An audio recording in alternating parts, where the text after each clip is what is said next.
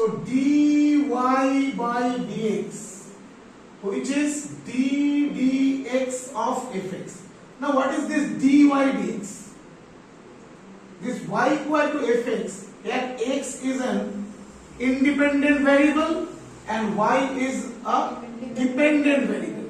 So we are differentiating y with respect to x, that is we are differentiating a dependent variable with respect to an independent variable.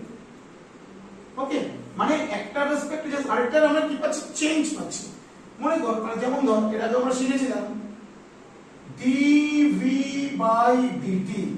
Suppose v is the velocity of a particle and t is time.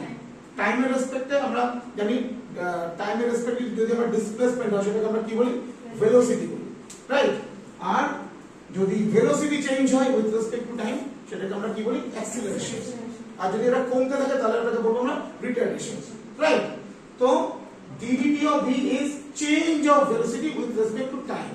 তো আমরা each and every moment এর চেঞ্জটা বার করতে পারি by using differentiation. Now what is integration? Integration হচ্ছে তার ঠিক back ক্যালকুলেশনটা।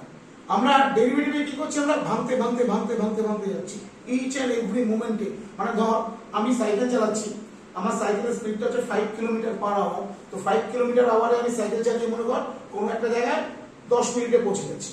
তো আমি যদি সাইকেলের স্পিডটা 5 কিলোমিটার আওয়ার থেকে বাড়িয়ে দিয়ে 5.0002 কিলোমিটার পার আওয়ার করি, তাহলে আমার টাইমটা একটু কমে যাবে, রাইট? বা ধর স্পিডটা আমি কমিয়ে 4.9998 কিমি পার আওয়ার করি, আমার টাইমটা একটু বেড়ে যাবে। তার মানে যতটা আমি মানে লিটল বিট চেঞ্জ করব, আমার কিন্তু ওইখানে আমার চেঞ্জটা হবে একটা রেসপেক্টে আরেকটা। ইন্টিগ্রেশন বলছে এই যে চেঞ্জগুলো আমরা করছি, এই চেঞ্জগুলোকে আমরা যদি অ্যাকুমুলেট করে দিই, অ্যাকুমুলেট মানে যদি অ্যাড করে দিই, তাহলে কি বলবো, আমি টোটাল স্পিড বা টোটাল ভেলোসিটি যেটা বার করতে চাইছি সেটা পেয়ে যাবো। তো ইন্টিগ্রেশন জাস্ট লাইক এ সাম, মানে অ্যাড করা। এই জন্যই আমরা কি করি, এই সামেশনের এসটাকে আমরা এই ইন্টিগ্রেশন, এই সাইনটাই হচ্ছে ইন্টিগ্রেশন সাইন। এই সাইনেরও একটা হিস্ট্রি আছে, সেটা আমি পরে আলোচনা করবো তোমাদের সঙ্গে। এই সাইনটা কোথা থেকে এসেছে, কে বানিয়েছে, কার পেটেন্টটা আমরা ইউজ করছি, সেটা আমি পরে আসছি। তো আমাকে একটুখানি বলি আগে।